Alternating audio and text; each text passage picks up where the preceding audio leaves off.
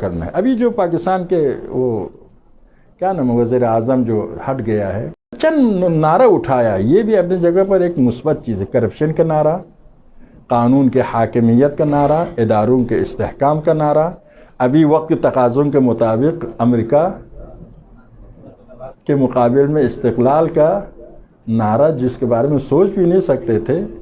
ہم نہیں جانتے، ہمیں حزم نہیں ہونا چاہیے کسی گروہ کے اندر، جب تک اعتماد نہیں حزم نہیں ہونا چاہیے، لیکن مستقل اپنی جگہ پر بیٹھ کر حرف حق کی تائید کر سکتے ہیں اپنے استقلال کے حفاظت کے ساتھ.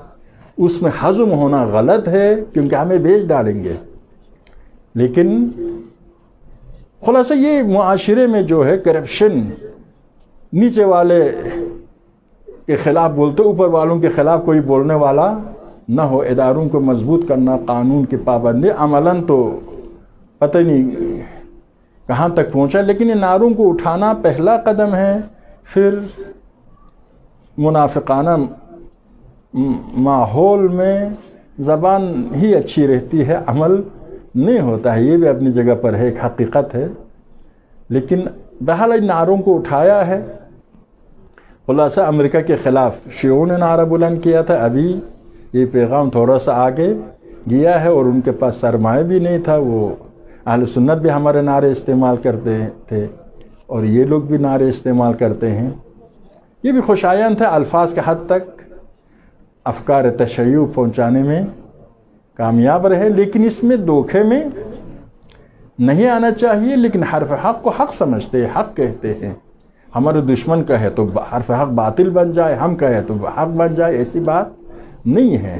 لیکن ایسا ہے کہ کلمۃ حق یراد بہل باطل نہ ہو.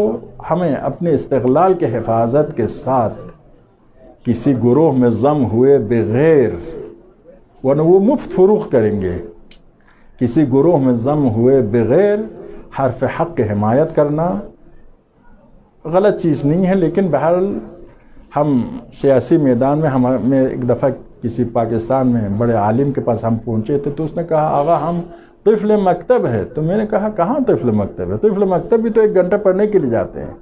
ہم کچھ ہی نہیں پڑھتے سیاسی میدان میں، کوئی بھی معلومات ہمارے پاس نہیں ہے. پھر عالمی سیاست کے ساتھ مقابل بھی کرتے ہیں. مقابلہ کرنا ہماری شرعی ذمہ داری ہے.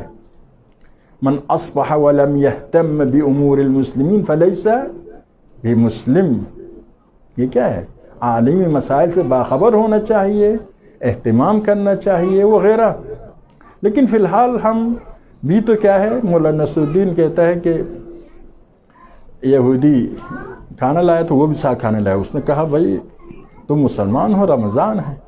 کہا کہ جتنا یہودیت پر تمہارا ایمان ہے اتنا اسلام پر میرا ایمان ہے. خلاصہ اس طرح سے